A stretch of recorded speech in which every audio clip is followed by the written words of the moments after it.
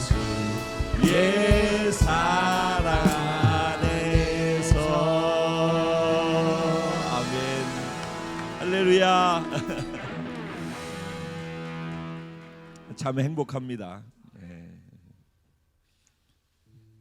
사랑하느라고 그냥 들어올 겨를이 없네. 다들 사랑하고 계시느라고. 예배 시간에 교제하는 것도 예배의 일부입니다. 우리가 예배는 하나님을 만나는 것이잖아요. 교제는 우리가 서로 오랜만에 만나는 교제를 넘어서서 제 안에 있는 예수님과 여러분 안에 있는 예수님이 만나는 거죠. 하나님을 만나는 거예요. 지체를 만날 때 지체 안에 계신 하나님을 만나는 시간이 또 다른 교제의 의미이기도 하죠.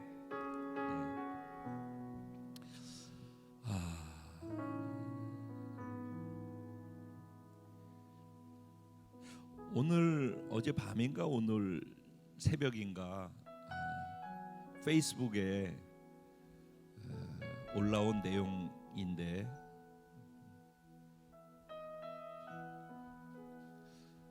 하나님께서는 언제나 필요할 때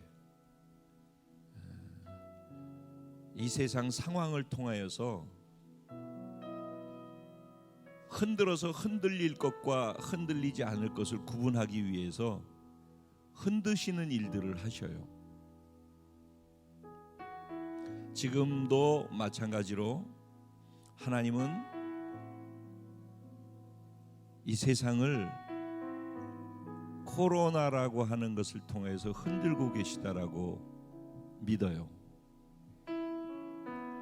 이 흔드는 것 속에서 흔들려 없어질 것들은 없어지는 것으로, 또 내 안에 흔들리지 말아야 될 것이 흔들리고 있는 것이 있다면은 흔들리고 있는 것을 흔들리지 않도록 만들고, 결국은 흔들리는 것은 무너지고 흔들리지 않는 것만 남게 하시려고 하나님은 흔드십니다. 요새 일어나고 있는 일 보면은 제가 바로 얼마 전에 그 1월달에 이스라엘 다녀오고 오자마자 얼마 안 있다가 그 또 코나에서 예배 리콜 포럼이 있어서 그곳에 다녀왔죠. 거기에 있었던 일에 대해서 잠깐 나누었었어요. 전 세계에서 대한민국과 한국 교회의 예배를 지금 바꿔야 된다. 이대로 안 된다.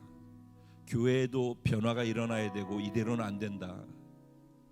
근데 지금 일어나고 있는 기독교의 문제나 이것을 교회의 변화를 어떻게 만들어낼 것인가, 그걸 찾아서 들어가다 보니까 결론은 예배의 문제가 있다. 예배의 변화가 일어나 예배 본질이 회복되어져야 된다. 그래서 예배 리콜을 선언했어요. 자동차 고장 나면은 그 고장난 부위를 고치기 위해서 리콜을 하지 않습니까?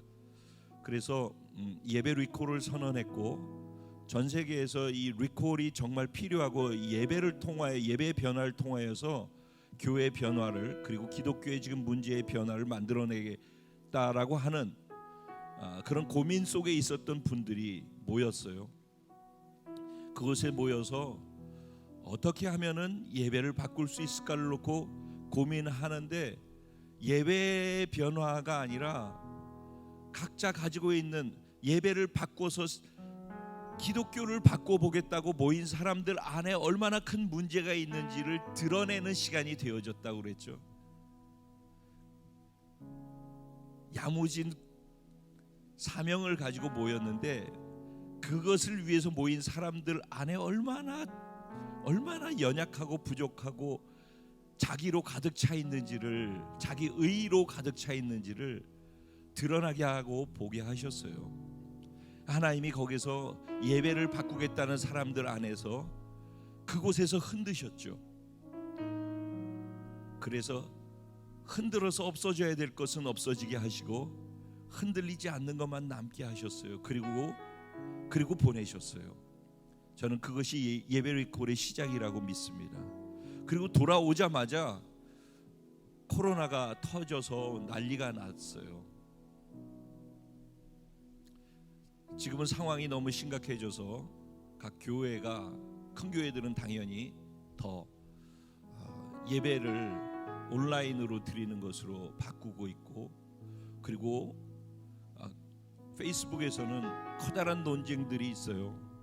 지금 계속 이렇게 모여서 예배 드리는 것이 맞느냐, 그렇게만 하는 것이 옳은 것이냐, 지금 이렇게 다 어려운데 서로를 위해서 배려하기 위해서 따로 떨어져 가지고 있고 떨어져서도 예배 드릴 수 있지 않느냐, 무엇이 옳으냐에 대한 얘기들이 굉장히 많이 오고 가고 있어요.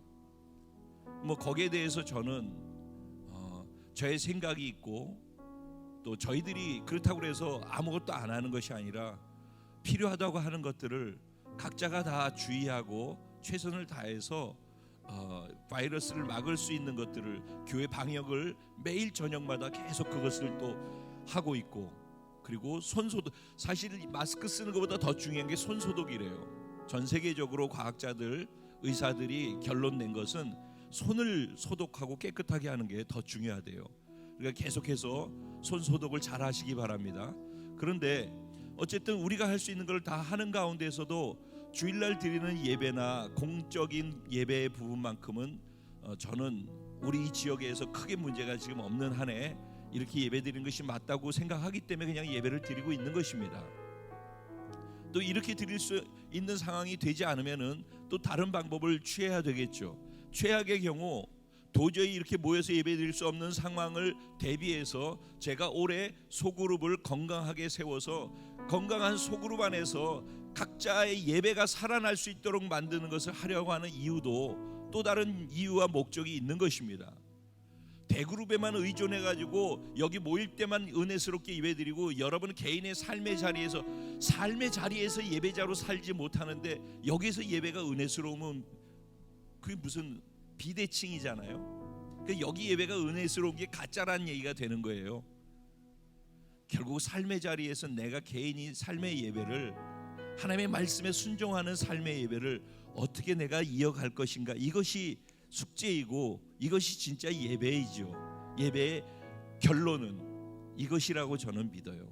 그런데 지금 문제는 뭐냐면은 정부에서 이거를 종교의 모임 이런 예배를 규제하고 못하게 막겠다라는 것을 국회에서 법으로 통과시키려고 하고, 뭐 또 그것을 경기도 쪽에서는 완전히 법으로 규제하는 것을 심각하게 검토 중이라고 하는데, 사람이 모이는 것이 문제라고 한다면은 그것 때문에 예배를 폐쇄, 자발적으로 문제 의식을 갖고 이걸 예배를 온라인으로 바꿀 수는 있어요.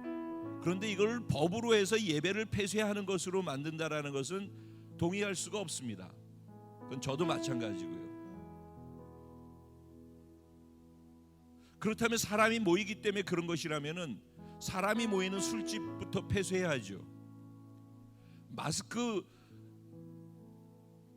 이거 얻으러 가는데 사람이 끝없이 줄 서가지고 모여 있더라고요. 그럼 그거부터 폐쇄해야죠. 그렇게 얘기한다면은 이거는 좀 다른 부분이라는 생각이 들어요. 지금은 우리는 이런 시대에 살고 있습니다.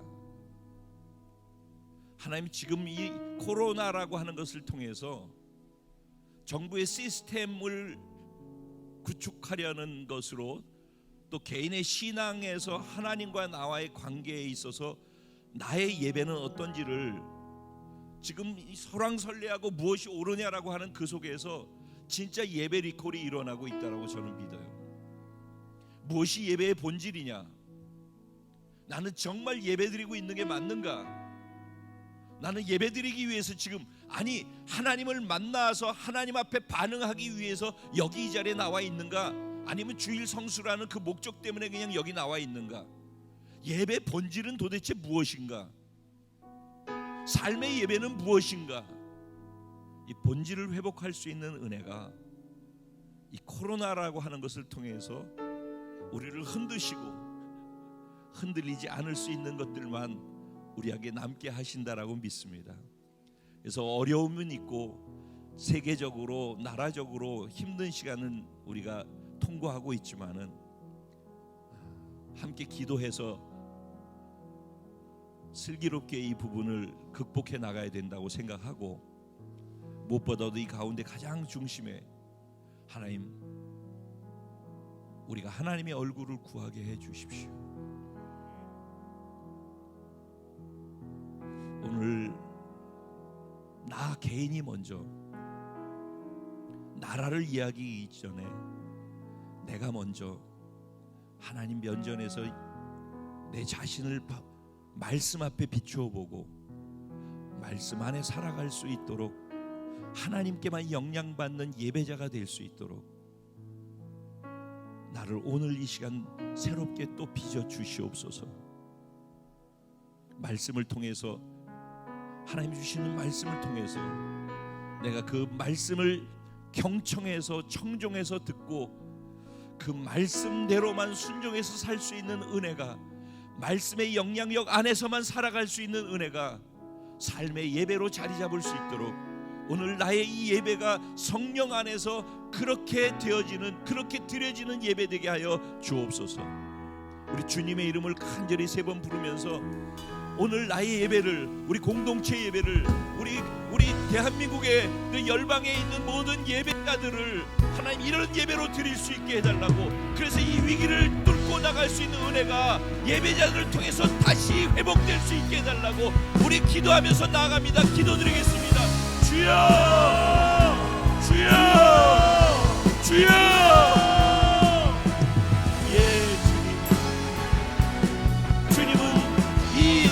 어려운 상황 속에서도, 보이지 않아 보이는 이 상황 속에서도 살아계신 하나님이시고, 이 모든 상황을 평정하시고 배후에서 하나님의 뜻을 이루어 가시는 전능하시고 전지하신 살아계신 하나님인 것을 저는 믿습니다.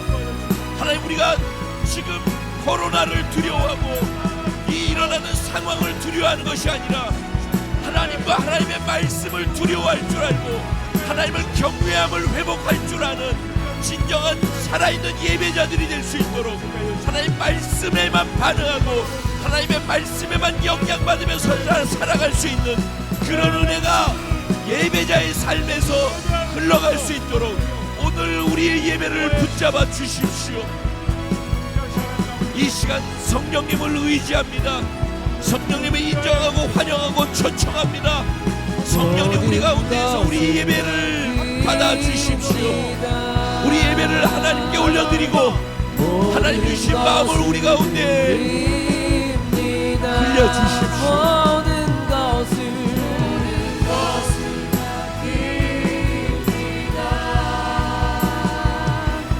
모든 것을 드립니다. 아버지만 구합니다. 주님만 예배합니다.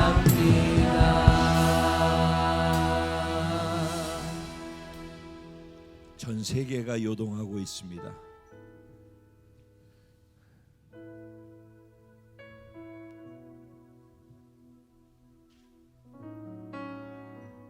그 가운데 저희가 여기 있습니다. 요동하는 가운데 요동치 않을 수 있는 은혜가 하나님으로 말미암아 우리에게 이 시간 부어지게 하여 주옵소서. 우리를 유일하게 요동치 않게 만들어 주실 하나님만 바라봅니다. 그리고 내가 알고 있는 하나님을 이 시간 면전에서 마주 대합니다. 두렵고 떨림 가운데 나를 만나주신 하나님의 크고 놀라우신 은혜와 은총 감사하며 주님 앞에 섰습니다. 주님, 우리를 선대해 주시고 주님의 좋으심으로 우리를 채워 주옵소서.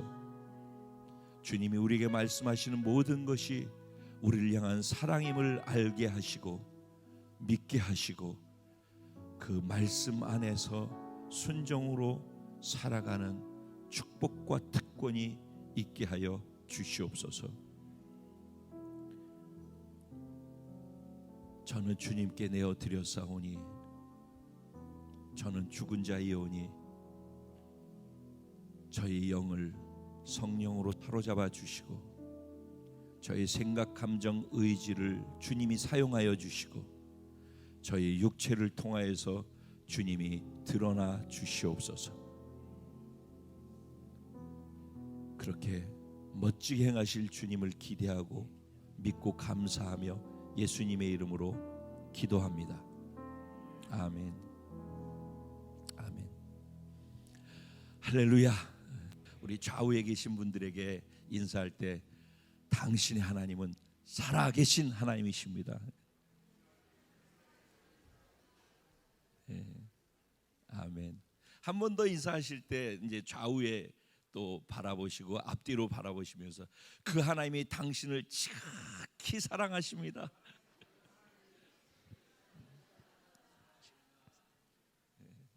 그렇습니다. 우리는 전능하시고 전지하시면서도 살아계시고 지금 이 자리에서 우리를 그 전능과 그 전지로 사랑해 주시는 그 하나님 앞에 있습니다. 그 하나님의 사랑을 받고 있습니다. 오늘 말씀 속에서도 하나님의 우리를 향하신 사랑이 우리에게 성육신으로 다가올 줄로 믿습니다. 아멘. 하나님 주신 말씀 에스더 4장입니다. 내일부터가 그 불임절 모레 그러니까 화요일 수요일이 불임절이에요. 불임절. 내일은 에스더가 금식한 에스더 금식일이라고 해서 이스라엘에서는 금식하고 그리고 모래 글피는 축제를 벌이는 그런 기간입니다. 이번 주 원래는 다음 주에 제가 전할 말씀이 오늘 전하려고 했는데 그 다음 주로 미루고 오늘 이 말씀을 가지고 말씀을 나눠보려고 해요. 그래서 이번 주와 다음 주는 불임절하고 연결되어진 에스더서의 이야기를 전체를 두 번으로 나누어서 한번 하나님 주신 마음을 나눠보도록 그렇게 하겠습니다. 4장 1절부터 17절까지인데 이거 다 제가 이걸 다 읽어야지 이해가 좀 될 것 같아서 그냥 전체를 읽자고 했는데 시간이 그러니까 어차피 제가 다 설명을 해드릴 거니까 10절부터 17절까지만 같이 보도록 하겠습니다. 10절부터 17절까지 제가 한 절 먼저 시작하고 여러분 교독하시면서 가다가 마지막 17절 말씀은 한 마음으로 합독하도록 그렇게 하겠습니다. 10절 제가 먼저 시작합니다. 에스더가 하닥에게 이르되 너는 모르드게에게 전하기를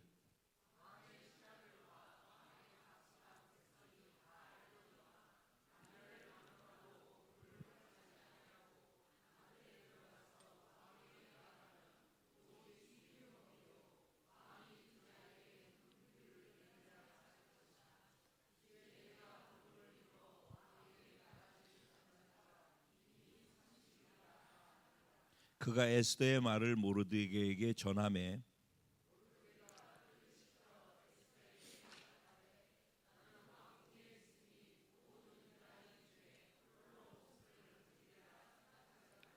이때 내가 만일 잠잠하여 말이 없으면 유다인은 다른 데로 말미암아 노임과 구원을 얻으려니와 너와 내 아버지 집은 멸망하리라.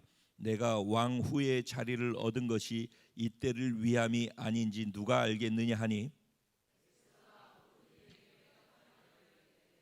당신은 가서 수산에 있는 유다인을 다 모으고 나를 위하여 금식하되 밤낮 3일을 먹지도 말고 마시지도 마소서. 나도 나의 시녀와 더불어 이렇게 금식한 후에 규례를 어기고 왕에게 나아가리니 죽으면 죽으리이다 하니라. 다 같이 모르드게가 가서 에스더가 명령한 대로 다 행하니라. 아멘. 오늘 이 본문 말씀을 가지고 정한 제목이 좀 길지요. 그러죠. 근데 이 긴 내용에 대한 이해만 있으면 긴 게 아닐 수 있어요. 처음에 뭐로 시작하죠? 죽음은 죽으리라는 신앙으로 부활의 승리를 맛보는 하나님 나라의 진정한 스타가 바로 여러분입니다. 바로 당신입니다. 바로 저입니다.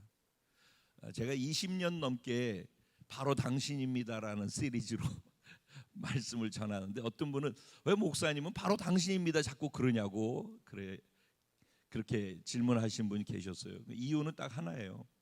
성경 이야기가 성경 이야기로가 아니라 성경의 이야기의 주인공이 내가, 여러분 각자가 말씀을 귀로 듣는 게 아니라 삶으로 자기 것이 될 수 있게 되었으면, 그래서 지식이 아니라 살기를 원해서 그렇게 제목을 짓고 있어요.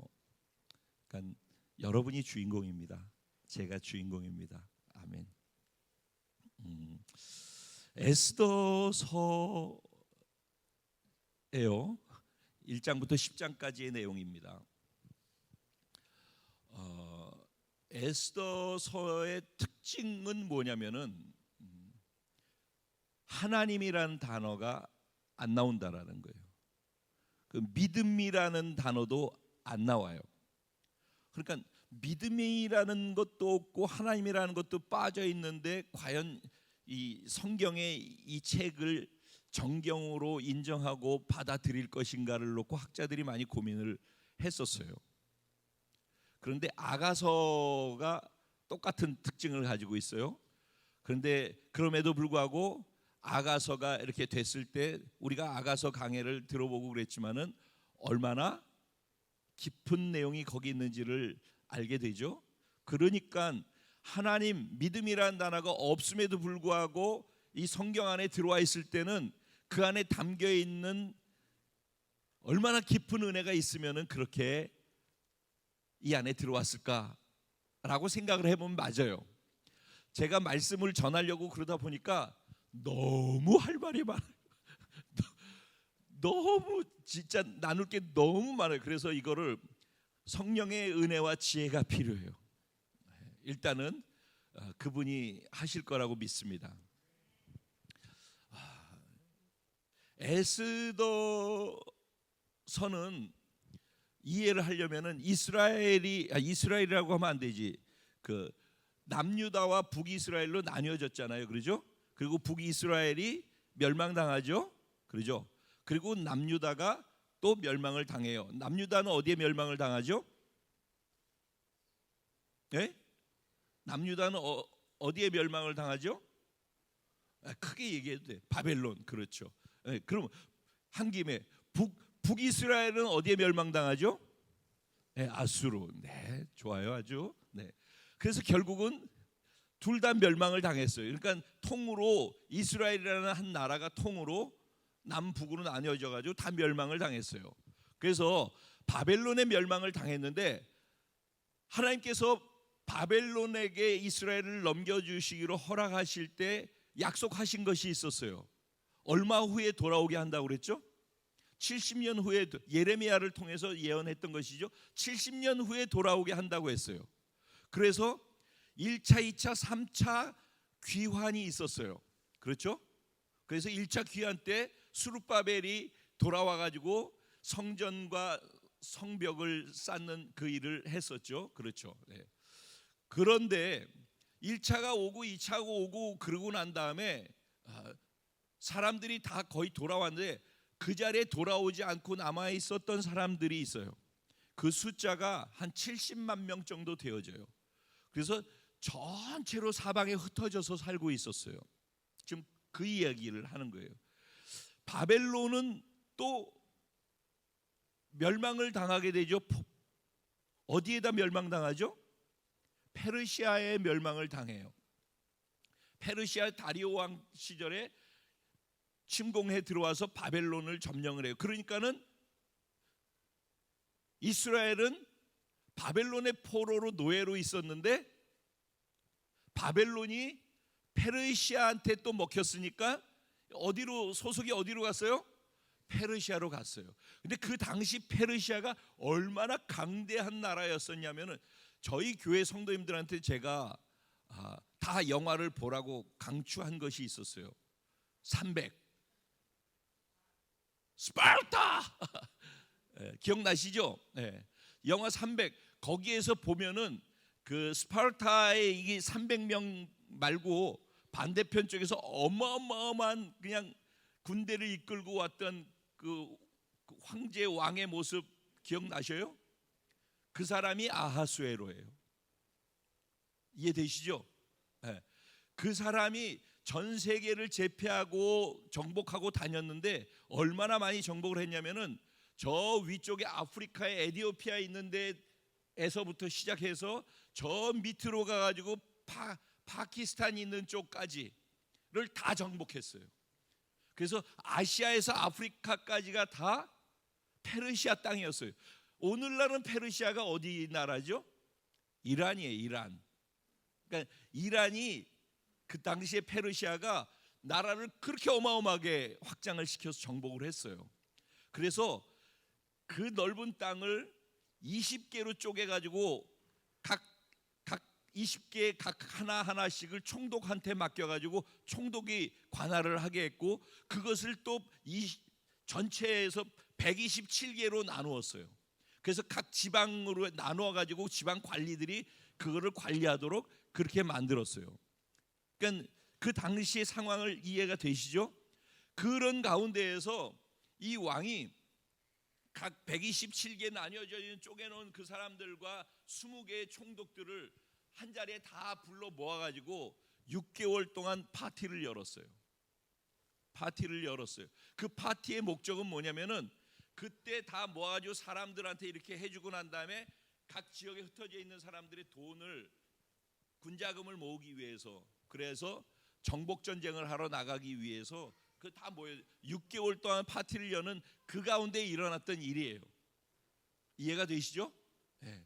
그래서 그때 왕이 파티 열어가지고 왕의 그 후원 뜰에서 모여가지고 파티를 계속하는데 6일째 계속하고 7일째 계속하는데 이만큼 흥이 올라가지고 자기 부인이 너무 아름답고 이쁘니까 부인을 자랑하기 위해서 이 파티 초청을 했어요. 부인 이리 좀 오시오. 여기 있는 사람들 당신 얼굴 좀 보여주고 싶소. 이렇게 한 거예요. 근데 부인이 마침 그때 그 궁 안에서 부인은 따로 파티를 열고 있었어요. 근데 왕이 오라고 그러니까 아니 나도 황후로서 사람들 초청해가지고 하고 있는데 이 자리를 비우고 가면 안 된다라고 생각하니까 거기 부르는 거를 마음에 불편하게 생각하고 안 갔어요. 그걸로 인해 가지고선 그 왕이 왕후를 내쳐버렸어요. 그 사람 이름이 누구예요? 와스디라는 사람이에요. 왕후를 내치고 난 다음에 왕후를 다시 뽑는 일을 했는데 뽑힌 사람이 누구예요? 그게 에스더예요.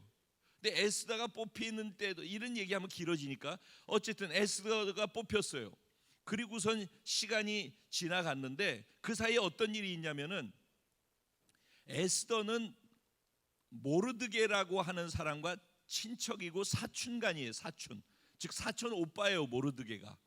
근데 모르드게가 왕후로 뽑는 그때 에스더를 추천해 가지고 올려 보냈어요. 그리고선 에스더가 왕후가 된 거죠. 사촌 동생이 왕후가 된 거예요. 그리고 모르드게는 성문을 지키면서 성문 지키는 수문장쯤 되는 거예요. 그래서 거기 그렇게 하고 있었어요. 그러던 어느 날 넷이 둘이 아하수에로 왕을 암살하려고 암살 작전을 폈어요. 근데 그거를 모르드게가 사전에 알고 그것을 에스더한테 알려줘 가지고 그래서 이들이 실제 그 작당을 했다라는 것이 증거가 드러나면서 그 둘이 잡히고 아하수에로 왕은 무사했어요. 그래서 왕궁의 일지에 그런 일이 있었다라는 걸 기록해 놓았어요. 그리고 난 다음에 모르드게가 거기에서 성문 수문장이니까 거길 지키고 있는데 왕이 그때 당시에 모르드게가 너무 고마운 일을 한 거잖아요. 근데 그때 고맙다라는 표시를 못 했어요. 정신이 없어 가지고. 그리고 하만이라는 사람을 높이기 시작했는데 그 사람을 국무총리로 시킨 거예요. 그래서 하만이 국무총리가 됐는데 이 사람은 아말렉 사람이에요. 다음 주에 이 부분은 좀 더 구체적으로 얘기할게요. 아말렉 사람이에요. 이 아말렉 사람은 유다 사람들하고 원수지간이에요. 근데 이 아말렉 사람인 하만이 총리가 됐어요. 그래서 자기가 이만큼 교만하고 높아져 가지고 성문을 지나가는데 모든 사람이 다 자기한테 절하게끔 법을 만들어 놨는데 모르드게만 절을 하지 않는 거예요. 그러니까 자존심도 상하고 기분 나빠서 저는 뭔데 저러고 있는 거야? 그랬더니 유다인이라고. 그랬더니 모르드게 한 사람만 죽이면 되는데 유다인이라는 얘기를 듣고 자기의 족속의 원수라는 걸 알고 난 다음에 유다인 전체를 멸절시키고자 하는 작전을 짰어요. 그래서 점성술사들하고 이 사람들을 데리고 와가지고 이 사람들을 다 죽이는 날짜가 길일이 언제가 좋겠는가 해가지고 제비뽑기를 했어요. 그게 제비를 뽑았다라는 제비라는 뜻이 히브리어로 부르라는 뜻이에요. 부르. 발음이 부르. 근데 그걸 복수로 하면 부림이라고 그래요. 푸림. 그래서 부림절이라고 하는 거예요. 아시겠죠? 그래서 제비를 뽑았어. 제비를 뽑았더니만 날짜가 주어졌는데 그 날짜가 언제냐면은 이 제비 뽑은 그때가 언제냐면은 1월 달 13일이었어요. 그러니까는 이스라엘 달력으로 하면은 니산월 13일이에요. 근데 그 제비를 뽑았는데 아달월 13일 날이 뽑혔어요. 그러면 12월 13일이 되는 거예요. 그러니까 제비 뽑은 그날로부터 기간이 얼마가 남았어요? 11개월이 남은 거예요. 그 11개월 후면은 그 한 날 정해진 13일 날 유다 백성들 70만 명이 흩어져서 살고 있는데 그 70만 명의 애부터 어른이 모두를 다 쳐 죽이기로 정해진 날이 된 거예요. 그리고 난 다음에 왕한테 가서 이렇게 얘기를 하는 거예요. 왕이시여, 당신이 다스리는 이 나라에 한 민족이 있는데 이 민족 이 사람들은 왕이 정한 그 법률을 따르지 아니하고 자기들의 법률을 따로 따르는 사람들이라고. 그래서 왕의 통치가 이들에게는 먹히지 않는다라고 이렇게 얘기를 했어요. 그러면서 이런 사람들을 그냥 둘 수 없지 않느냐 그랬더니 왕이 그거를 그냥 두면 안 된다고 허락을 해가지고 그 사람들 다 쳐서 죽이라고 그렇게 명을 내려줬어요. 그런데 그렇게 하는데 작용을 한 것이 왕이 군자금을 만들기 위해서 그런 파티도 열고 그랬다고 그랬잖아요. 근데 이 하만이 뭘 했냐면은 은 1만 달란트를 왕한테 뇌물처럼 갖다 바친 거예요. 그러니까 그 은 1만 달란트가 얼마냐면은 1달란트가 34kg래요. 그러니까는 34만 킬로가 되겠죠, 은이. 그러면은 오늘날로 해가지고 은의 가치를 따져서 하니까는 대략 1억 달러? 이게 얼마나 어마어마한 돈이에요. 그러니까 군자금으로 엄청 큰 거를 갖다가 줬기 때문에 그걸 그대로 다 받아들여서 그걸 통과시켜 버린 거예요. 그래서 유다 백성들은 11개월 후에 정확하게 모두가 멸절되게 돼 있는 거예요. 이 상황이. 그런 가운데에서 이 내용을 왕의 조소를 써가지고서 전국 각지에 나라가 크니까는 백성들도 다 달라서 말도 다 다르고 글도 다 다를 거 아니에요. 각자의 다른 언어로 조서를 써가지고 다 보내버렸어요. 그러니까 각 지역에 흩어져 있는 유대인들이 흩어져 있지만은 그 방을 다 봤단 말이에요. 보고서 나니까 갑자기 뜬금없이 하루 만에 온 유다 백성이 11개월 후에 죽게 됐다라는 걸 알게 된 거예요. 그러니 난리가 났죠. 그런데 모르드게가 그 사실을 다 알고, 그게 이제 오늘 우리가 읽으려고 했던 1절 말씀이에요. 모르드게가 이 사실을 다 알고, 이 모든 사실을 알고 이렇게 시작을 해요. 그래서 그가 선택한 행동들이 뭐예요? 옷을 찢고, 지금 입고 있는 이 옷을 찢는 거예요. 그리고 베옷을 입고 죄를 뒤집어 쓰고 대성통곡을 하고 울면서 길거리를 걸어가지고 대궐 문 앞에까지 그렇게 걸어갔다는 거예요. 죄를 뒤집어 쓰고. 왜 그랬을까요? 이 상황을, 자기가 이상한 행동을 하는 이 행동을 통해서 이 상황이 얼마나 문제가 심각한지를 모르는 사람들한테 알게 하려고 했던 거예요. 그런데 에스더가 왕궁 안에 있어가지고 이런 내용이, 이런 일이 진행되고 있다는 것 자체를 전혀 모르고 있는 거예요. 그런데 에스더가 보니까 소식을 들었는데 모르드게가 이상한 행동을 한다는 걸 갖다가 소식을 들었죠. 그래서 이 죄를 뒤집어 쓰고 베옷을 입고 있으니 옷을 새 걸로 바꿔줘야 되겠다. 그래도 명색이 황후의 사촌 오빠잖아요. 그러니까는 그한테 옷을 바꿔 입으라고 갖다 줬더니 그 옷을 안 바꿔 입고 거절하고 그리고 돌려보낸 거예요. 그러니까 그 내용이 무엇인지를 궁금해가지고 다시 사람을 보내서 도대체 뭐 때문에 이렇게 하는지 나한테 좀 알려달라. 무엇 때문에 왜 이런 일을 지금 하고 있는지 알게 해주라 라고 요청을 했어요. 그랬더니 모르드게가 미주알 고주알 있는 내용들을 그대로 다 설명을 해서 얘기를 해준 거예요. 그래서 이제 유다 백성들이 다 죽게 생겼다라는 것을 에스더가 알게 됐어요. 그러면서 그 알게 되어진 에스더에게 모르드게가 요청하는 거예요. 네가 황후니까 왕에게 이 상황을 알려줘서 왕이 조치를 취소하고 다시 새로운 것을 할 수 있도록 그렇게 좀 만들어 줘라 라고 얘기를 했어요. 그랬더니 에스더가 하는 말이, 아니 요새 왕이 저를 좀 찾질 않아요. 실증이 좀 났나 봐요. 그래서 왕이 저를 부르지 않은 지가 한 달이 넘었어요. 그런데 왕이 부르지 않는데 제가 거길 들어가게 되면은 이 나라 법에 의하면은 그냥 죽는 거예요. 제 입장이나 제 상황이 이런데 어떻게 그걸 할 수 있겠어요? 라고 답을 한 거예요. 이해는 되지요? 네. 그 답에 대해서 모르드게가 답을 했는데 뭐라고 답을 했냐면은, 너는 똑같이 모든 유다 공동체에 있는 일원 중에 한 사람인데 모두 다 죽고 너 혼자 살 거라고 생각하지 마라. 네가 왕한테 지금 내가 얘기한 이 내용들을 말하지 아니하면은 너 자신은 살 것 같지? 너 자신 포함해서 온 가족이 다 멸절될 거야. 그런데 네가 그렇게 순종하지 않더라도 하나님께서 다른 사람을 통해서 이 유다 백성들을 다 어떻게 해서든지 구원하실 거야. 이게 굉장히 중요한 얘기예요, 지금 이 얘기들이. 그런데 너 생각해봐. 네가 노예의 신분에서 황후가 될 때까지 하나님께서 이때를 위해서 너를 그 자리에 세운지 누가 알겠어? 이 얘기를 한 거예요.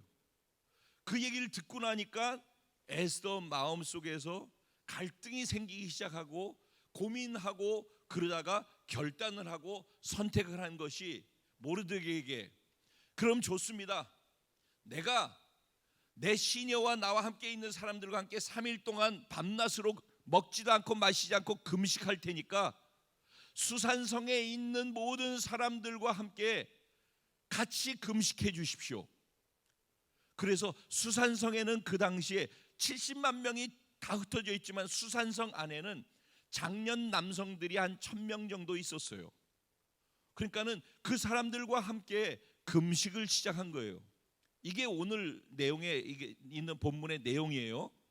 그러면은 이 속에서 모르드게 입장을 한번 생각해 보자고요. 모르드게가 성문에서 하만이 지나가는데 절하지 않은 이유가 무엇이죠? 모르드게가 절하지 않았던 이유, 그것 때문에 70만 명 유대인들이 다 죽게 생겼죠. 그러잖아요. 내가 절하지 않은 그 한 가지 이유 때문에 우리 족속 70만 명이 죽게 됐어. 그랬을 때 그것 소식을 들었던 모르드게의 마음이 어땠을까요? 은주자매 어땠을까? 은주자매가 절 안 하는 바람에 70만 명이 죽게 됐어. 그 소식을 들었어. 이게 사실이야. 어떨까 그때? 견딜 수 없겠지. 견딜 수 없지. 그 책임감이나 중압감을. 이건 뭐 어떻게 할 수가 없는 거잖아요. 그죠? 이런 상황인 거예요. 그러니까는 그렇게 한 거예요. 그러니까 그 안에 너무 비통함이 있었겠죠. 이게 모르드게의 입장인 거예요. 자, 우리가 여기에서 놓치지 말아야 될 중요한 것이 있어요. 여러분, 지금 그 페르시아라고 하는 그 제국의 왕이 있죠. 왕. 그 왕의 명령이 얼마나 중요한가에 대한 얘기인 거예요, 지금. 그리고 여기 하나님에 대한 얘기는 아무것도 없어요. 그렇죠? 페르시아 왕의 권세가 얼마나 강력한가를 보여주고 있는 거예요, 지금 에스더서에서는. 그런데 이걸 통해서 하나님이 우리에게 주시는 것이 무엇인지를 한번 찾아보자고요. 페르시아의 왕은 그 권세가 어느 정도냐? 2인자인 왕후가 자기한테 안뜰로 들어오기만 하더라도 죽는 거예요. 허락 안 받고 들어오면은. 그러니까 왕이 들어오라고 허락해 주는 그 자체는 뭐예요? 은혜죠. 은총을 받는 거죠. 그러죠? 그러죠? 여러분 여기 왕의 보좌 가운데 오신 거 맞습니까? 하나님 왕이시죠? 만왕의 왕. 네.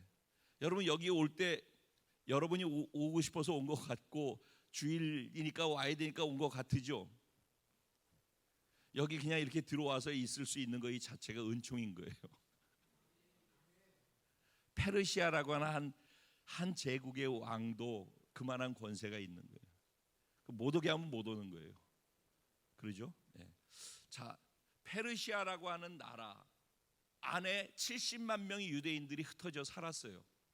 이 모습이 오늘 우리가 살고 있는 이 세상인 거예요. 이 세상이 제국인 거예요. 이 세상 제국에 예수 그리스도를 믿어 하나님의 자녀가 되고 하나님의 백성이 된 사람들이 흩어져서 살고 있는 거예요.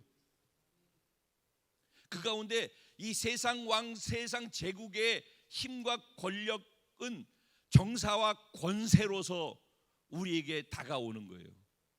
그래서 성경에서는 에베소서 6장에 보면은 영적 전쟁에 대한 얘기를 할 때 뭐라고 얘기를 해요? 우리의 싸움은 혈과 육에 대한 것이 아니라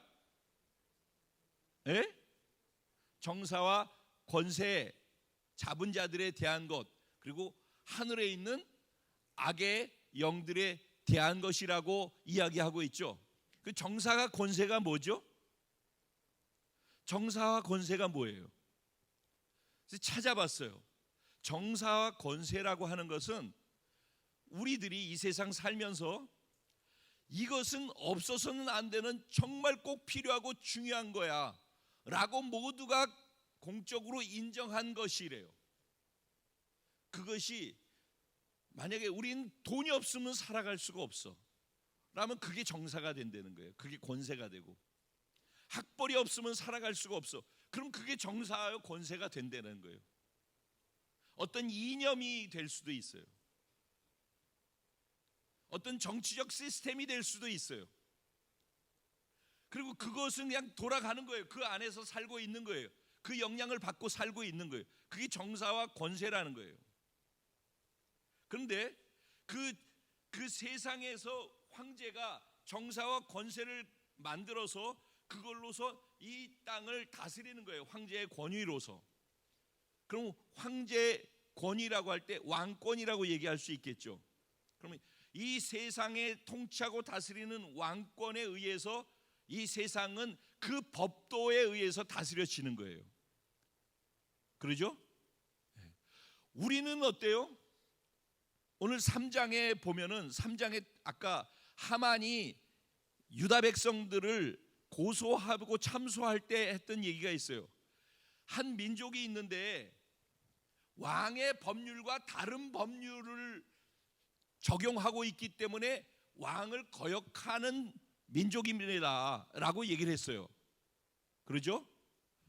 오늘도 마찬가지예요. 우리는 예수를 믿어서 하나님의 자녀가 된 우리들은 하나님의 백성이에요. 맞습니까? 그러면 우리 이 땅에 세상에 살고 있어서 이 땅의 통치를 받고 이 땅의 법을 지켜야 돼요. 그렇게 하는 게 맞아요. 그래서 세금도 내고 국방의 의무도 하고 다 하는 거예요. 그런데 이 가치가 충돌할 때가 있어요. 하나님의 법, 하나님의 가치와 세상의 법, 세상의 가치가 충돌할 때가 있단 말이에요. 그때는 무엇을 선택해야 되는가를 결정해야 되는 그런 요구를 받게 돼 있어요. 이걸 뭐라고 해요? 믿음의 결단을 요구받는다라고 하는 거예요. 이게 세상에서 살고 있는 우리들에게 주어지는 상황이에요. 그러니까 에스더의 이야기지만, 그런데 보세요. 여기에서 나온 내용 가운데 6번, 7번 반복해서 나오는 단어들, 중요한 단어들이 있어요. 알게 하고, 알고, 알고자 하여, 계속 이런 내용들이 나와요. 그러니까 내가 알아야지 되고 알게 해줘야지 돼요. 그거를 하는 수단이 말하고 알리고 전하고라는 단어로서 거기서 그렇게 표현되어 있어요. 그러니까 알아야지 뭘 하는 거예요. 에스더가 왕궁에 있었기 때문에 몰랐기 때문에 모르드게가 왜 저렇게 하는지를 알 수가 없었고 동의할 수도 없었던 거예요. 이해되시죠? 모르면은 못 하는 거예요. 알아야지만 할 수 있는 거예요. 그러니까 아는 게 중요해요. 근데 모르는데 알고 있다고 생각하면은 문제가 심각해지겠죠? 또 내가 알고 있어서 하고 있다라고 생각하는데 사실 모르고 있는 거면 그것도 문제가 되겠죠. 또 제일 큰 문제는 내가 알고 있는데 알고 있는 것을 하지 않는 것은 더 큰 문제가 되겠죠. 에스더는 처음에 전개한 내용 속에서 보면 에스더는 모르고 있었어요. 그리고 에스더의 관심은 자기와 사촌 오빠 선에 서 있었어요. 자기 가족 단위를 벗어나지 못하는 거예요. 배려하는 게. 왜? 모르니까. 그래서 그 안에서 사는 거예요. 그런데 알고 싶어 했어요. 그래서 알려달라고 했어요. 그래서 모르드게를 통해서 알게 되어졌어요. 무엇이 문제인지 알았단 말이에요. 알고 나니까 어떤 일이 일어나요? 부딪힘이 생기는 거예요. 몰랐을 땐 모르니까 용감하고 몰랐을 땐 모르니까 모르는 대로 행동하는데 알게 되어지면은 이 두 가지가 충돌하는 일들이 생겨나요. 이 세상에서 요구하는 것과 하나님이 요구하는 것과 충돌하는 것이 생겨난단 말이에요. 그러면 우리가 선택을 해야만 해요. 이 세상 왕의 명령을 따를 것인지 하나님을 왕으로 둔 하나님의 백성이잖아요, 우리가. 그래서 결국은 왕권의 전쟁인 거예요. 누구를 왕으로 둘 것인가? 지금은 우리가 세상을 왕으로 두죠. 그런데 부딪힘이 일어났을 때 누구를 왕으로 선택할 것인가? 그것이 나의 진짜 정체성인 거예요. 그게 내 신앙의 진짜 뿌리인 거예요. 평소 때는 몰라요. 평소 때는 그런 척하면 돼요. 그게 지난주 누룩이잖아요. 누룩은 그런 척하면 돼요. 외식하면 되고 위선하면 돼요. 그게 본질이 아니에요. 그 대신 껍질이죠. 본질은 불이에요. 그 지난주 말씀이잖아요. 본질은 불이에요. 본질이 있는 사람은 불이 있는 거예요. 그래서 내가 타오르고 나를 만나는 사람들이 불을 받게 돼 있는 거예요. 그런데 하나님이 본질이 아닌 껍질을 가지고 누룩처럼 있으면은 누룩을 경계해야 돼요. 왜? 누룩도 번지기 때문에, 불도 번지기 때문에. 이 두 가지 번지는 것 속에서 내가 불을 번지게 하는 사람이 될 것인지 아니면 누룩을 번지게 하는 사람이 될 것인지를 결정하고 선택해야 되는 그런 요구를 받게 된단 말이에요. 그 요구에서 내가 선택하는 것이 내 믿음이라고. 그 선택의 뿌리가 어디에서부터 오는지 그 뿌리에 있는 것을 정체성이라고 하는 거예요. 그러니까 나는 하나님을 왕으로 둔 하나님의 백성으로서 하나님의 말씀이 나의 법입니다 라고 그 말씀대로 살아가는 사람과 이 세상의 법대로 따라가는 것이 맞다고 생각하고 가는 것과 평소 때 그렇게 하라는 얘기가 아니에요. 하나님의 말씀과 부딪힘이 있을 때 두 가지 중에서 무언가를 결정해야만 되는, 그것이 내 목숨을 걸어야만 하는 그런 것이 내게 요구되어진다 할 때, 그때 내 뿌리가 어디에 박혀 있는지를 보게 되는 거예요. 내가 하는 게 누룩으로서 한 건지 불로서 한 것인지 잘 모른단 말이에요. 근데 나중에 하나님이 흔드신단 말이에요. 흔들 때 흔들려져서 무너지는지 아니면 그대로 뿌리가 박혀가지고 든든하게 서 있는지를 흔들 때 보면 아는 거예요. 흔들 때 보면 누룩이었는지 불이었는지가 드러나게 된다라는 거예요. 에스더는 몰랐어요. 근데 나중에 듣고 알았어요. 그리고 알고 난 다음에는 충돌하기 시작했어요. 근데 그가 잘못된 게 아무것도 없어요. 나도 거기 가면은 30일 동안 나를 찾지 않았는데 거기 갔다가는 법이 정해져 있어. 그 법이 세상 법이죠. 왕이 정한 법이죠. 법이 정해져 있어. 그 법대로 하면 뭐예요? 죽는 법이라고 그랬어요. 죽는 법이라고 본문에 그렇게 쓰여 있어요. 죽는 법이라고. 그리고 그 죽는 법에 내가 그 행동을 할 것인지, 그런데 하나님은 그 가운데서 하나님이 요구하시는 법을 말씀하시는 거예요. 근데 뭐라고 그래요? 네가 지금 백성들을 살리는 것을 위해서 해야 될 것을 하지 않는다면은, 너 하나 왕궁에 있으니까 너 혼자 편하지, 그러니까 넌 그냥 그렇게 있어. 그러면은 너는 살 것 같지만 너와 너 가족이 다 죽을 거고, 우리가 죽을 것 같지만은 반드시 하나님께서는 우리를 살리실 거야. 다른 누군가를 통해서. 대단한 고백이고 대단한 믿음이죠. 모르드게가 이렇게 믿음의 고백을 할 수 있었던 이유가 어디에 있었을까요? 여러분, 지금 왕권의 전쟁이라고 그랬잖아요, 그죠? 왕의 주권, 하나님 나라를 제가 여러분들한테 얘기해 줄 때 왕의 주권에 대한 얘기를 하죠. 하나님 나라가 구성되려면은 일반 나라도 마찬가지고 뭐가 있어야 된다고 그랬어요?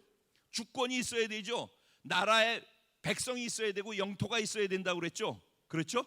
그러면 이 주권이 왕의 주권인 거예요. 즉 하나님의 나라는 하나님의 주권이죠. 하나님의 주권이 있어야 돼요.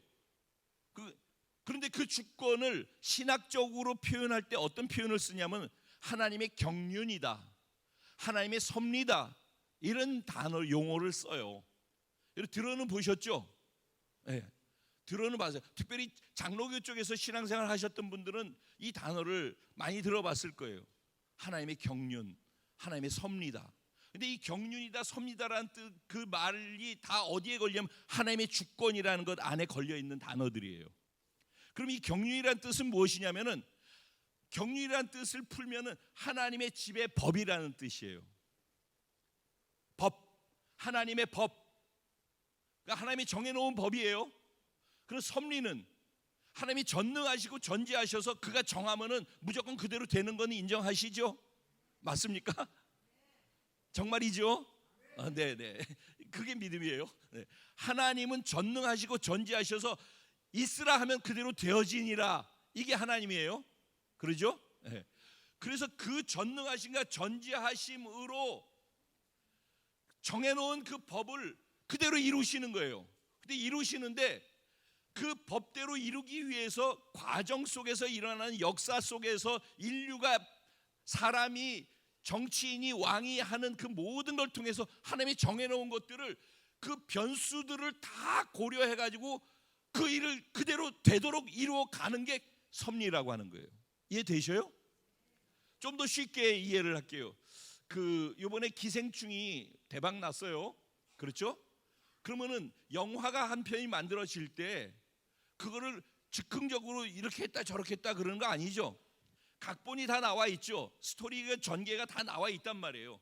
다 나와 있는 것을 감독이 그 각본 안에서 연출을 하고 배우들을 배역을 해가지고선 만들어가요. 그러면은 어떤 장면이 나왔어요. 야, 이거 이제 큰일 났어. 여기서 이제로 죽네 라고 생각해서 야, 이제 끝났다라고 하는 것이 있을 거 아니에요. 그렇죠? 근데 영화는 무엇이 있어야지 재미있는 영화라고 그래요? 반전이 있어야죠.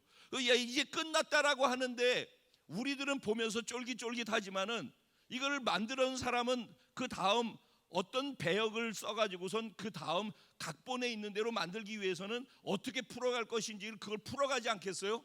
그럼 이걸 하는 사람 다 알고 하는 거죠. 이거 똑같은 거예요. 왜냐하면 감독이 이 전권을 쥐고 있잖아요. 그렇죠? 그게 영화 감독의 주권인 거예요. 그래서 이건 스토리는 정해져 있는 거예요. 이게 경륜인 거예요. 하나님의 경륜 정해져 있는 거예요. 이거는 그러니까 그것을 만들어가는 과정에 있어서 변수들이 있잖아요. 스토리 안에서.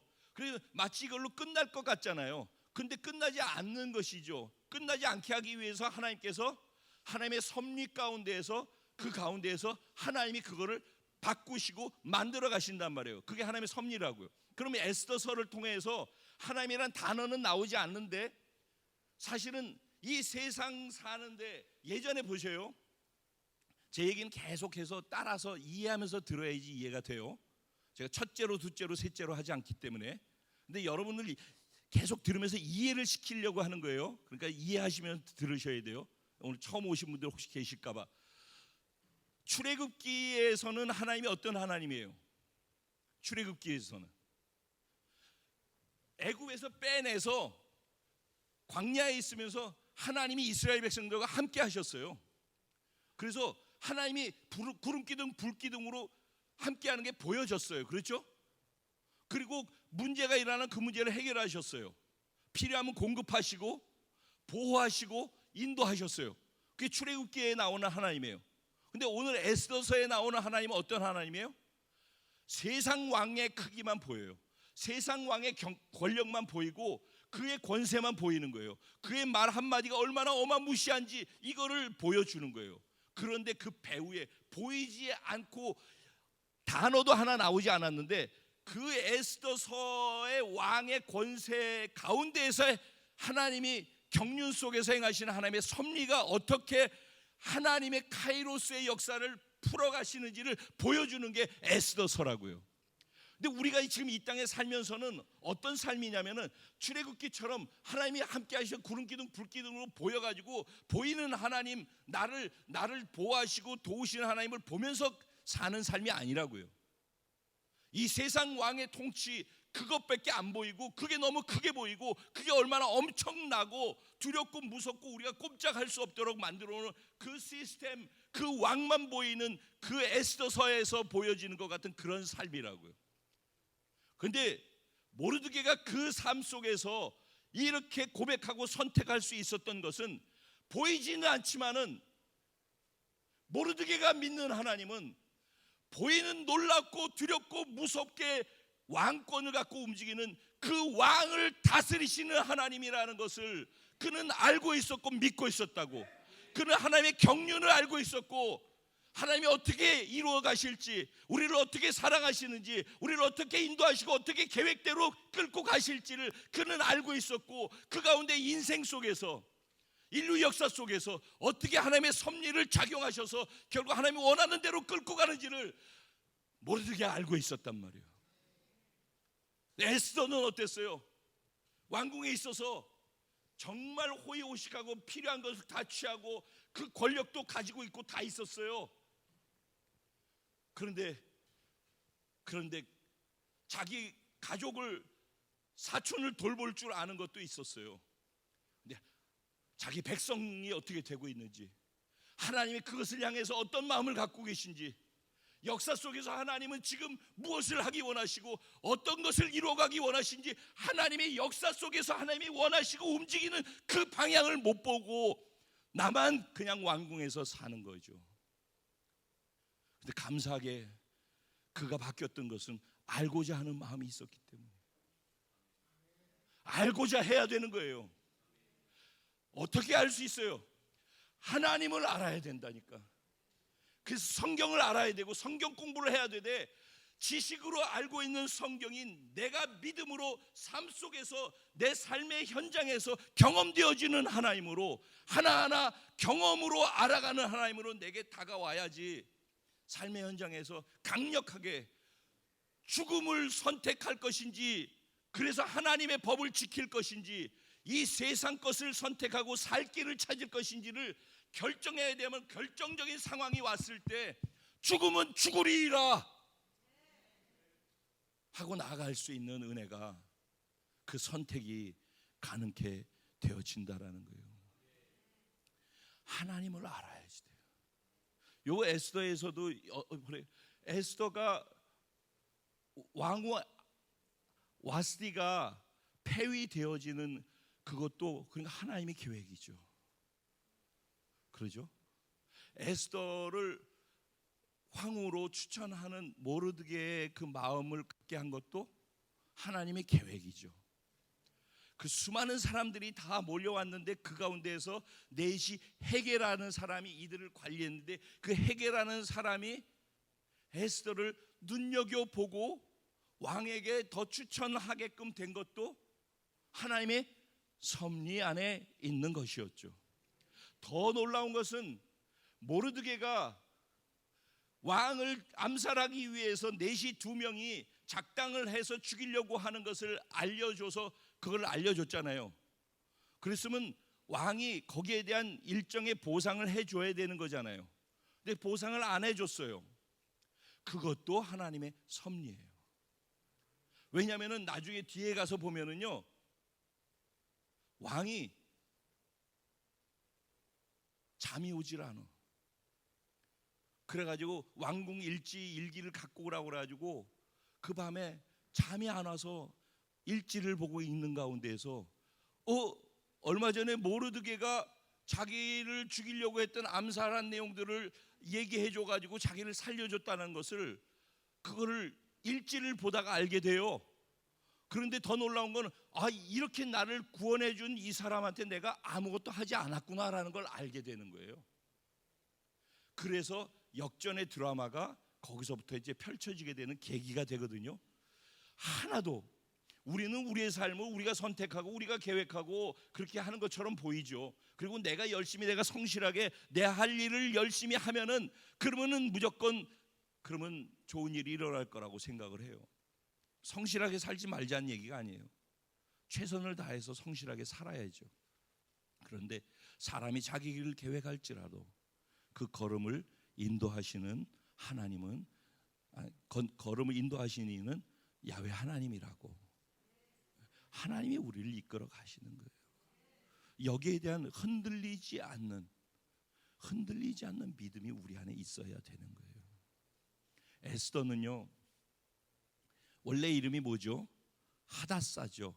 하다사라는 원래 히브리어 이름을 보니까 그 은매화, 다른 말로 아름다운 나무, 이런 의미래요. 그런데 그 은매화 나무의 꽃이 별처럼 생겼대요. 그래서 에스더라고 페르시아어로 이름을 다시 바꿨잖아요. 그 페르시아의 에스더라는 이름의 뜻이 별이라는 뜻이에요. 다른 말로 스타. 왜 오늘 본문 제목이 이렇게 나왔는지 아시겠어요? 에스더 스타인 거예요. 우린 결정해야 돼요. 내가 살아가면서 이 세상 왕국에서의 스타가 될 것인지, 하나님 나라의 스타가 될 것인지. 우린 다 스타가 되길 원해요. 요새는 스타가 얼마나 많이 나오는지, 근데 왜 이렇게 빨리 지는지. 우린 다 스타가 되길 원해요. 이 세상 가치를 따라가서 세상 가치 위에서 우뚝 높아져 있는 것을 스타라고 해요. 우리는 하나님의 나라의 가치를 가지고 살아가는 사람들이에요. 이 둘 사이의 충돌이 일어날 때 무엇을 선택하느냐에 따라서 우리가 하나님 나라의 스타가 되느냐 세상의 스타가 되느냐가 결정되어져요. 근데 그걸 결정하는 그 뿌리가 어디에 있다고요? 나는 누구인가? 내 소속은 어디에 있는가? 나는 그 소속, 그 자기를 누구라고 생각하는 존재관 속에서, 정체성 속에서 자기가 선택하는 걸 결정하는 거란 말이에요. 에스더는 하나님 나라의 별이 되는 걸 선택한 거예요. 근데 이렇게 하나님 나라의 결론입니다. 하나님 나라의 별이 될 수 있는 것을 선택하는데 반드시 통과돼야 되는 과정이 무엇이냐? 자기를 부인하는 거예요. 우리는 무조건 하나님이 원하시는 것과 반대로 움직이도록 돼 있어요. 불행하게도 그걸 죄라고 하고 죄성이라고 해요. 이렇게 얘기하고 있는 저도 제 안에 아무리 들여다보면 아무리 착하고 여러분들이 목사님 어쩌고저쩌고 그러고 있는 그 안에 제 안에 죄성이 있어요. 제가 그걸 알아요. 이거를 어떻게 할 수가 없어요. 만약에 이거를 해결할 수 있다면은 예수님이 오실 필요가 없었고 하나님 대신 예수님이 죽으실 필요도 없었어요. 우리 안에 답이 없다니까 내 죄가 얼마나 추하고 내 죄가 내 문제를 해결할 수 없다라는 것을 알아야지. 여러분 예수님이 이 땅에 왜 오셨죠? 우리의 죄를 사하기 위해서 온 거예요. 죄. 근데 자기가 나 구원받았어만 생각하지 예수님이 왜 오셨는지 내가 죽으려고 몸부림쳐도 아무리 선하게 살려고 해도 사라지지 않는 저 뼛속까지 있는 그 죄, 그 죄를 아무리 문지르고 닦아도 사라지지 않는 죄, 그 죄의 대가가 얼마나 무서운지. 그런데 그 죄를 사하기 위해서 예수님이 오셔서 십자가에서 죽으시면서 나를 죽여버렸다고 하는 그 복음의 외침이 얼마나 크고 놀라운 은혜인지.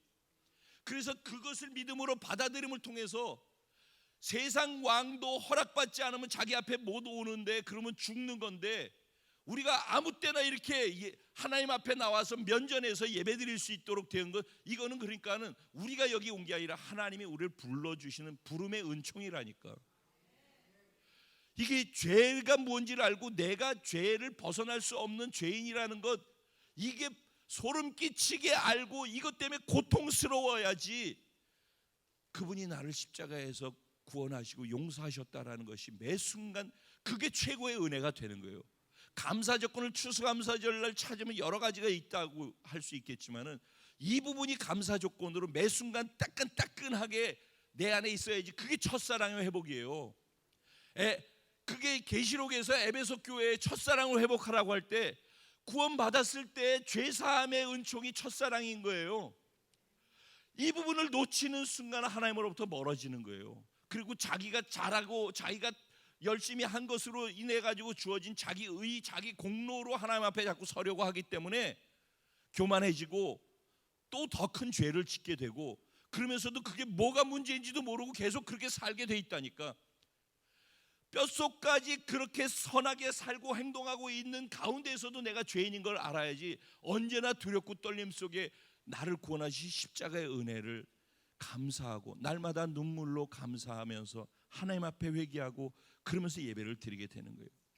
하나님께 더 가까이 나가고 선한 삶을 사는 사람일수록, 하나님을 더 깊이 더 많이 알면 알수록 하나님 빛 가운데로 더 가까이 가기 때문에 자기의 작은 티끌까지 더 잘 보여서 더 많이 거룩한 사람일수록 더 많이 죄인임을 알고 더 많이 하나님 앞에 고통하고 우는 게 정상인 거예요. 괜히 설익은 상황이 더 그냥 모르니까, 모르면 안 된다니까. 알아가야 돼요. 다음 주에 또 한 번 있으니까 다음 주에 할 얘기를 마저 하도록 그렇게 하죠. 어떻게 그렇게 가능했는가, 이 위기가 어떻게 넘어갔는가. 그들이 하나 되어서 그래요. 어떻게 하나 될 수 있는가. 그들이 죽으면 죽으리라는 그 복음의 연합됨 안에서 자기를 처소복적시키는 금식과 기도를 통해서 하나 되는 거예요. 이런 얘기 다음 주에 마저 할게요. 지금은 우리가 우리 자신을 보는 것이에요. 그리고 하나님을 아는 것이에요. 하나님이 온 우주를, 인류 역사를 통치하고 다스리시는 하나님이라는 것을 머리로 알고 내가 믿을 수 있어야 돼요. 인류 역사도 그분이 손 안에서 다스려지는데 내 개인, 나 한 사람, 내 삶을 하나님이 섭리 가운데에서 나를 빚어가시고 이끌어가시고 통치하고 다스려주지 않으실까? 하나님의 그 선한 계획 안에 내가 있지 않을까? 당연히 있겠죠. 근데 이게 알고 믿어지는 것이 중요하다는 거예요. 성경은 다 그 얘기를 하고 있는 거예요. 하나님이 그렇게 하고 계시다라는 것을 소개하고 있는 게 성경의 내용들이에요. 성경의 내용들이 내 인생 속에도 똑같이 그렇게 하신다라고 믿음으로 받아들여질 수 있는가? 그게 바로 당신입니다라고 내가 제목을 정하는 이유예요. 이 성경의 오늘 내용에 이 에스더가 모르드게가 그들의 신앙과 믿음의 행동들이 결단이 선택이 바로 저고 여러분이라는 것이죠. 같이 기도하죠. 하나님, 오늘 말씀 속에서 다시 저를 볼 수 있게 해주십시오. 제가 알고 있는 하나님은 어떤 하나님입니까? 저는 이 세상의 영향을 받고 있습니까? 아니면 하나님의 영향을 받고 있습니까? 나를 통치하고 다스리는 진짜 왕은 누구입니까? 나는 무엇의 영향을 받으면서 나의 행동과 내 결정이 거기에 의해서 움직여지고 있습니까?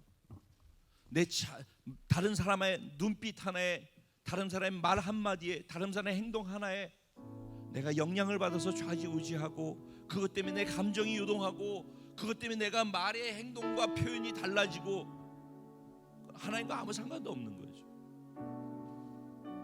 그냥 하나님의 말씀은 딱 정해져 있어요. 그 말씀을 눈으로 보여주신 분이 예수님이시고 내가 부인되어지고 죽으면은 부인되어진 내 안에서 예수님이 인격과 성품이 부활하는 거예요. 그때 나를 만나는 사람들이 예수를 만나고 살아나고 세워지는 일들은 그때 비로소 시작되는 거죠. 죽으면 죽으리라 하고 자기를 죽음으로 넘기우는 그 믿음이 그 시도가 없으면은 나도 죽고 남도 죽이는 걸음을 계속 걷게 되는 거죠. 여러분 삶에 지금 어려움이 있습니까? 시대가 어렵습니까? 우리는 무엇을 통해서 이 시대를 극복해 나갈 수 있고 개인의 삶의 어려움을 극복해 나갈 수 있겠습니까? 저는 하나님의 말씀을 선택하겠습니다. 제가 하나님의 말씀을 왕의 말씀으로 받아들이고 제가 그렇게 순종하며 살아가겠습니다. 하나님, 내가 다른 것에 영향을 받고 반응했던 것들을 하나님 앞에 철저하게 모르드게처럼 회개하고 죄를 뒤집어쓰고 통곡하면서 하나님 면전에 섭니다. 그리고 하나님의 하나님 되심을 절대적으로 인정하며 순종하는 삶을 이 시간 이 문을 나가서 내가 살아가는 삶의 현장에서 그 고백을 삶의 표현으로, 결단으로, 선택으로 보여드리겠습니다. 성령님, 내게 그 은혜를 부어 주옵소서. 우리 주님의 이름을 한번 부르고 각자의 마음을 하나님께 올려드리는 시간 갖겠습니다. 기도드리겠습니다. 주여, 그렇습니다. 당신이 주인이십니다. 그래서 우리는 주여 하고 기도 때마다 당신을 주인이라고 인정하며 고백하고 기도를 시작합니다. 주인의 말에 순종할 줄 알고 복종할 줄 아는 하나님을 왕으로 인정하고 세상 왕의 권세 위에 계신 하나님의 말씀의 권세 앞에 부복하며 제가 하나님의 말씀에 순종하고 하나님께 영향을 받으며 살아가는 것을 선택합니다. 살아계신 하나님, 에스더를 보면서 모르드게를 보면서 삶 속에서 수시로 찾아오는 위기와 두려움, 그 안에서 내가 무엇을 어떻게 선택하고 무엇이 옳은 것이며 무엇이 가치 있는 것인지를 분별할 수 있는 지혜와 은혜가 하나님의 은혜로 하나님의 말씀을 기준으로 해서 내게 부어질 수 있게 해주십시오. 말씀을 성령 안에서 살아내 나의 삶이 순종으로 드려지는 성육신이 또 한 번 일어날 수 있도록, 그래서 나의 순종을 통해 주님의 생명의 부활이 일어날 수 있도록, 주님의 영광이, 진리가, 은혜가 나의 순종을 통해 예수로 부활해서 드려질 수 있도록 그렇게 자기가 부인되어지고 예수를 부활시키는 삶이 하늘의 별과 같이 빛나는 하늘의 스타로서의 삶을 사는 것임을 우리가 알게 해 주십시오. 성령님 도와주십시오. 예, 죽음은 죽으리라 하고 가는 십자가의 길을 걷는 저와 우리 모두에게 하나님의 영광이 빛나게 해주십시오. 나의 눈이, 나의 입이, 나의 귀가, 나의 손이, 나의 발이 예수가 되게 해주십시오. 세상 유혹 속에도 주의 순결한 신 제가 주님을 더 간절히 목마르합니다. 주님을 빼면은 내가 절망인 것을 알기에, 주님을 빼면은 내 생명이 없음을 알기에 나는 주님께 되어드리고 주님께 나아갑니다. 우리 그 자리에 다 일어나셔서 여러분의 마음을 주님께 올려드리고 이 찬양의 가사를 여러분과 저의 신앙의 고백으로 주께 올려드렸으면 좋겠습니다. 나의 말은 주가 주신 진리로 나의 눈에 주의 눈물 채워주소서. 내 입술에 찬양의 향기가 내 입술에 찬양의 향기가 나의 두 손에는 주를 닮은 섬김이 나의 삶의 주의 흔적 남게 하소서.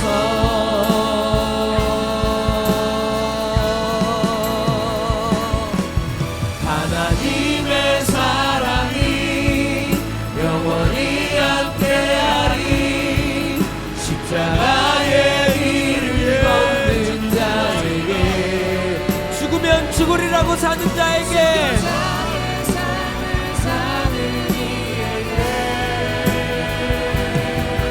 조롱하는 소리와 세상 유혹 속에도 주의 순결한 신부가 되리라. 내 생명 주님께 드리리. 한 번 더 믿음으로 고백하십시다. 내 입술엔 찬양의 향기가 내 입술엔 찬양의 향기가 두 손에는 주를 닮은 섬김이 나의 삶의 주의 흔적 남게 하소서. 하나님의 사랑이 영원히 함께하리. 하나님의 사랑이 영원히 함께하리. 십자가의 길을 걷는 자에게 나의 삶을 사는 제가 그 길을 선택했습니다.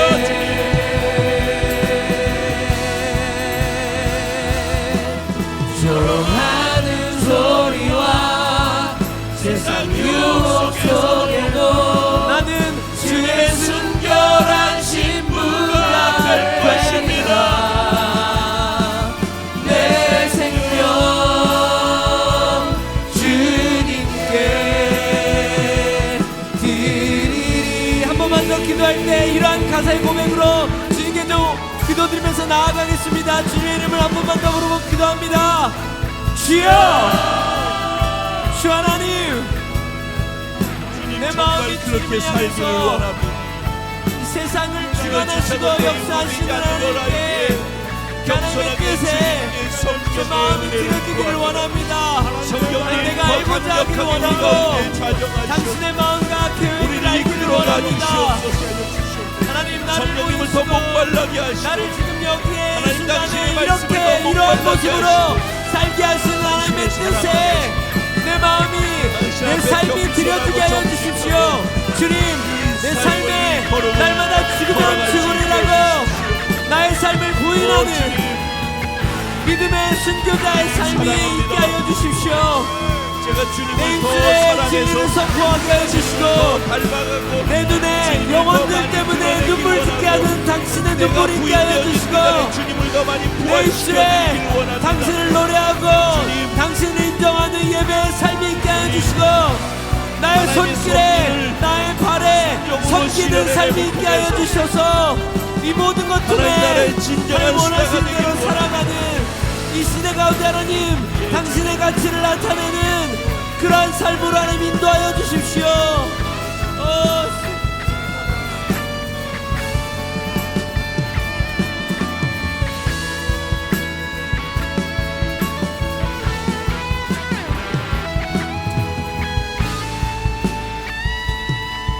우리 마음을 결단하며 잠잠하게 고백합니다. 하나님의 사랑이 영원히 함께하리 십자가의 길을 걷는 아멘. 자에게 네, 그렇습니다. 주님. 순교자의 삶을 사는 이에게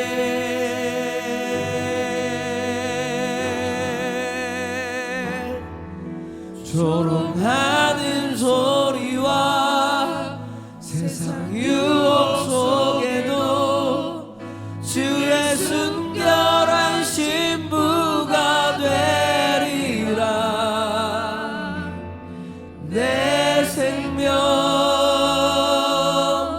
주님께 드리리.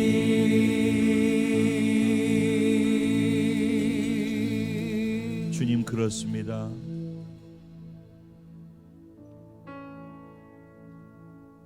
우리가 그런 세상에 살고 있습니다. 그런 두렵고 떨리는 왕의 권세 앞에 서 있습니다. 그래서 늘 그것 때문에 두려워서 세상을 따라갈 수밖에 없고 그러다가 또 좌절하고 또 넘어지고 또 절망하는 반복의 시간을 겪습니다. 주님 이제 내가 어디에 속했는지를 다시 확인하게 해주셔서 감사합니다. 이 세상 왕을 통치하시는 만왕의 왕 되신 하나님 당신이 계심을, 그리고 난 당신께 뿌리를 내리고 있음을 봅니다. 하나님 당신의 왕권을 인정해 드리고 당신의 말씀에만 영향을 받으며 살아갈 수 있도록 은혜를 더 깊게 베풀어 주옵소서. 당신의 말에 순종하기 위해, 당신의 뜻을 알기 위해 당신의 말씀을 더 깊이 묵상하고 당신의 말씀을 더 깊이 알아가길 원합니다. 말씀을 대할 때마다 지혜를 주시고 성령님 계시의 영으로 우리 가운데 임하여 주셔서 깨달았고 알게 되어진 것을 순종으로 날마다 하나님께 올려드림을 통해 하나님의 왕권의 위대하심을 우리의 순종을 통해 드러날 수 있도록 복내려 주옵소서. 주님 사랑합니다.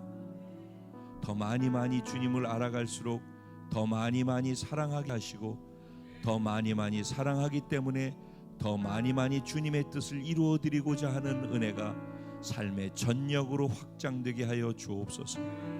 그것이 내 삶의 고백이 되게 하시고 삶의 예배가 되게 하여 주옵소서. 그리고 그 순종할 때 단지 순종으로 끝나지 아니하고 그 순종을 타고 하나님의 다스리시고 정복하시는 권세와 능력이 터져나가게 하셔서 나는 순종한 것뿐인데 다른 사람이 나를 볼 때는 하나님의 영광이요 은혜와 진리의 충만함이요 하나님의 권세와 능력으로 보여지게 하여 주시고 나를 만나는 사람들의 영혼이 살아나게 하시고 치유되게 하시고 회복되게 하시고 자유케 되게 하시고 복을 받게 되는 은혜가 있게 하여 주시옵소서. 더욱 하나님의 형상과 모양으로 세워져 가는 은혜가 있게 하여 주실 것도 믿습니다. 오늘 이전까지 나는 십자가에 죽었습니다. 오늘 이 시간에 또 죽으면 죽으리라 하고 십자가로 들어갑니다. 그래서 부활하신 예수 그리스도의 생명으로 다시 일어나서 이 자리를 떠나갑니다. 우리에겐 승리만 있을 것을 주의 이름으로 선포합니다. 영광을 홀로 받아 주시옵소서. 감사해서 드려지는 우리의 마음의 사랑과 믿음과 소망의 고백을 연보로 드립니다. 기쁨으로 흠양하여 주시고 주님 약속하신 언약을 각 사람의 사랑과 믿음과 소망의 고백 안에서 이루어 주시옵소서. 말씀의 성취를 복으로 경험하게 하여 주시옵소서. 이들을 지키시고 보호하시고 삶 속에서 주님의 영광이 드러나게 하여 주실 것을 믿습니다. 이 물질은 주님의 나라를 위해서 주님의 백성들을 살리고 세우는 것을 위해서 쓰여지고 그리고도 조금도 부족함이 없고 12광줄이 남아 주님이 함께 하심을 드러내게 하여 주옵소서. 행하실 하나님께 믿음으로 감사드리고 반드시 속히 다시 오실 우리의 신랑 예수님의 이름으로 축복하고 기도드리옵나이다. 아멘. 우리 하나님께 감사와 영광의 박수를 올려드립니다. 할렐루야.